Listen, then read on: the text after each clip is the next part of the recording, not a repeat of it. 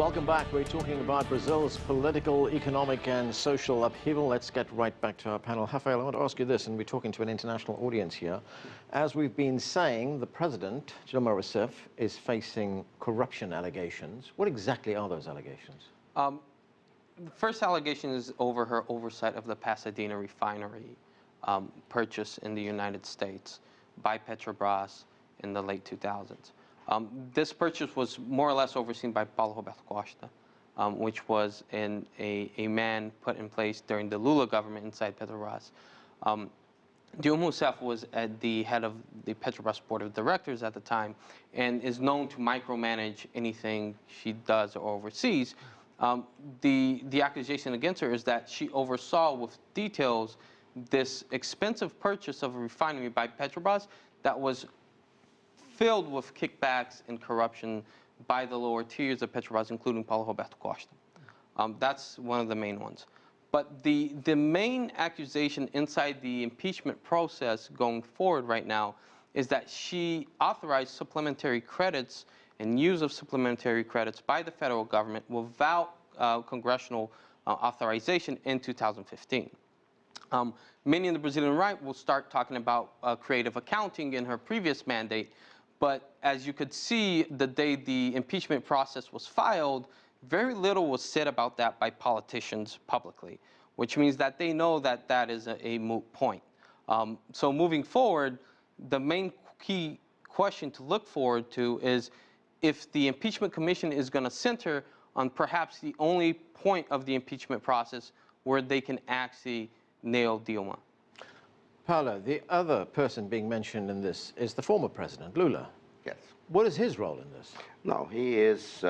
He's not under specific accusation. Actually, President Dilma has not been accused specific of any crimes. She is accused in the impeachment of what we call a crime of responsibility, having to do with precisely what Rafael just described. Right. Manipulation of fiscal accounts, expenditures that were not authorized, etc. The Lava Jato operation, which is the car wash, having to do with an assault on Petrobras, the largest company in Brazil, it has not been integrated into the impeachment process, that is before Congress. There is another one that was just presented yesterday. Now, this is not a technical process. They are not going to discuss, they are going to present evidence on the case, but this is now a political process. And impeachment is a political process. We will be driven by political pressures, and Congress tends to react to the pressures that are including in the streets. 2/3 of Brazilians, according to polls, are for impeaching the president. They are massively for continuing the investigations on the Petrobras scandal, and this is what is driving this push to impeach. I don't know if it will succeed. Most observers that are economists linked to markets believe now that the impeachment of President Dilma Rousseff would create a positive reaction, maybe short-term, in markets, creating some space for an economy that is in free fall, has now more than 10% of unemployment, employment projected to go as far as 13, 14%. People are 4,400 companies that closed just last year in Brazil. So there is a sense of urgency. The president has lost any ability to manage the situation. President Lula tried to inject himself, very able politician, to try to help her. She nominated him to be his chief of staff. And it was blocked by the Supreme Court, by one judge at the Supreme Court. This thing is going to be reconsidered again in about 2 weeks.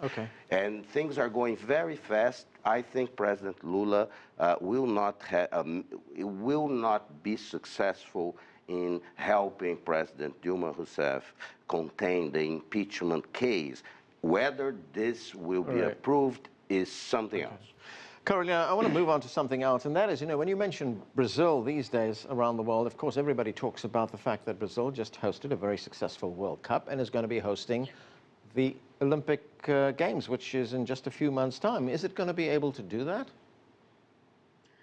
Well, there is a lot of concern and worry about that as well. Similarly to the World Cup, there was the idea that basically it was going to be a nightmare and it was not going to be good at all. And what happened in the end, that it was quite a successful World Cup. The situation now is quite different because Brazil not only is living through this political crisis, we have the unemployment, which is going up. It's deep in economic recession, and we also have the health issue, the Zika problem as well, right. which so all this combined make an explosive environment. And what we need to see is that this is also why some people find that this rapture or this impeachment procedure can actually make matters worse and force the economy into deeper recession if there are going to be more protests and people feel that their rights are going to be taken away from them if this happens. So at the moment, what authorities have mentioned is that they have things under control, that by August there won't be any health concerns, etc., and etc. Right. But we have been seeing is that every week something happens, and so now it's very uncertain to say, well, you know, the Olympics is going to go well, similarly like the good result of the World Cup. It's something that we can't predict. Only in a few months' time, let's see how this whole impeachment proceeding will happen. Okay. We will be able to have a clearer idea of how the country will stand and how it will be able to receive. Right. Rafael, one option that's being mentioned, it was mentioned in The Economist magazine actually, is for the president to resign. According to The Economist, that would give the country a fresh start. I mean, is that likely? No, it's not likely at all. Anyone who knows Dilma knows she will die on her sword before she resigns. And that points to the fact that, and I'll get back to a little bit what Paulo was talking about, what was really pushing the impeachment commission and impeachment in Congress is a lot of these parties are scared of where the Lava Jato investigations will go. And it's an attempt to control the investigation before it gets to their own party members. So the idea is, let's remove Dilma, who's not stopping the investigations, to protect ourselves. And this is a dynamic that even a President Temer will be subject to. Yeah. It's complex. But there will be no stopping of Lava Jato. There is no. There is not going to be. This goes independently, and leaders of the government, leaders of the opposition will be called before courts of law. This is a substantive change in Brazil. There is a new generation of public servants in Brazil that will not put up with corruption anymore. And this is what has the political class in panic in the country. And it's not only a panic. At some point, it's that they do not understand that they no longer have the influence that they had 20 years ago. And it's hard to understand and act accordingly to a changed situation.